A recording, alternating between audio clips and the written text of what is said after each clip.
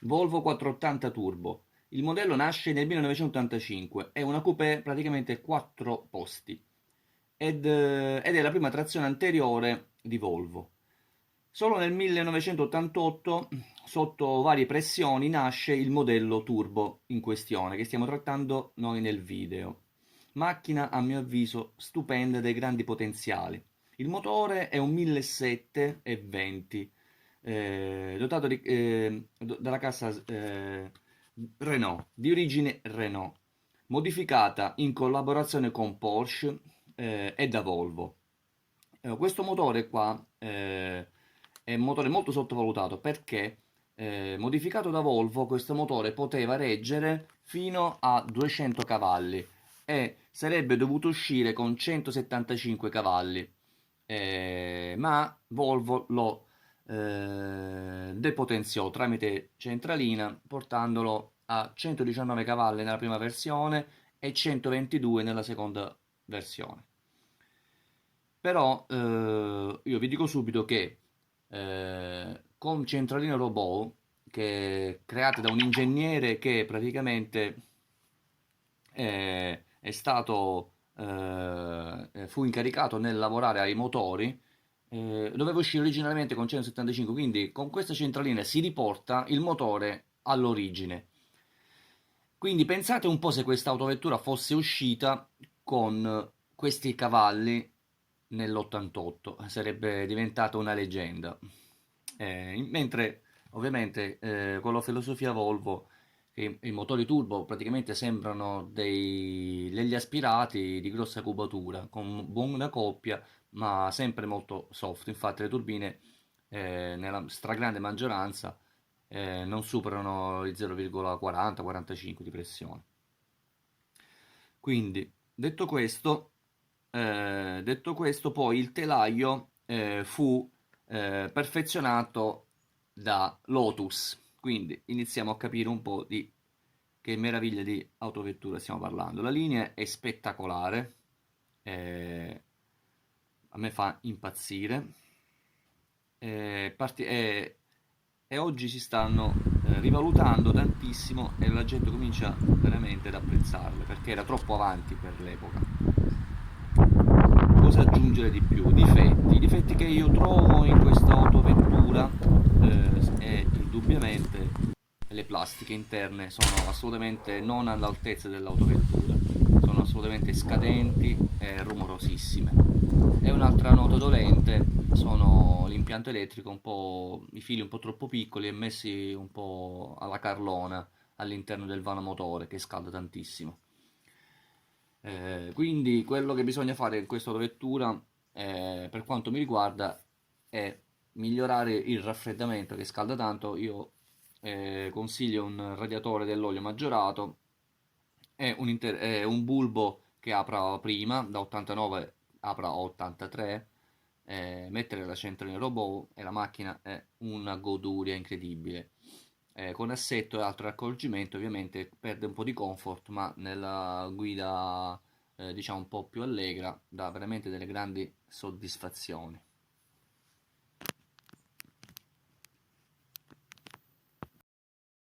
Fu un vero peccato che uscì fuori produzione e non ci furono seguiti a questa autovettura, perché ci furono già dei prototipi Targa e Cabrio, bellissimi che si possono anche trovare immagini su internet.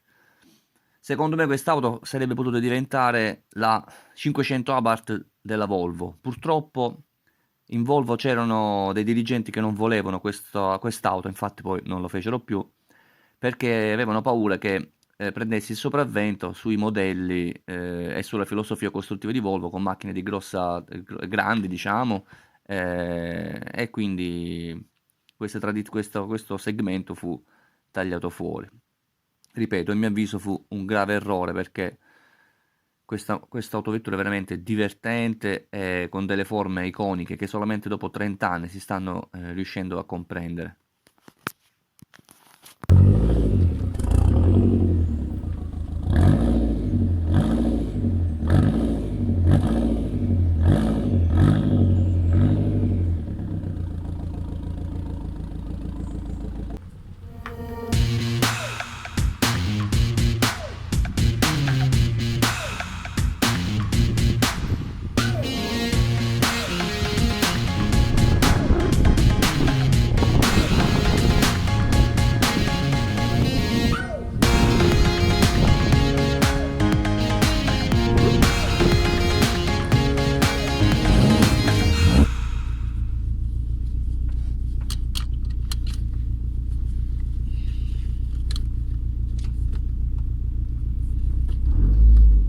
Volvo 480 Turbo. Come si guida? Allora, il manubrio è diretto, non in maniera eccessiva, quindi è perfetta anche per l'utilizzo quotidiano, ma nella guida allegra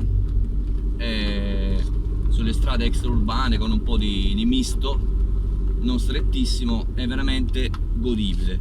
Il cambio delle marce a freddo è molto duro, mentre quando si scalda è veramente eccezionale, morbido, velocissimo anche nelle cambiate, molto, molto divertente.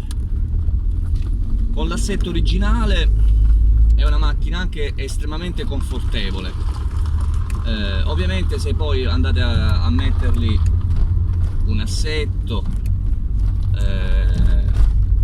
giustamente aumenta la rigidità e quindi anche il comfort di marcia ne subisce delle conseguenze, peggiorando il comfort, ma ovviamente si guadagna nel divertimento di guida, nella reattività.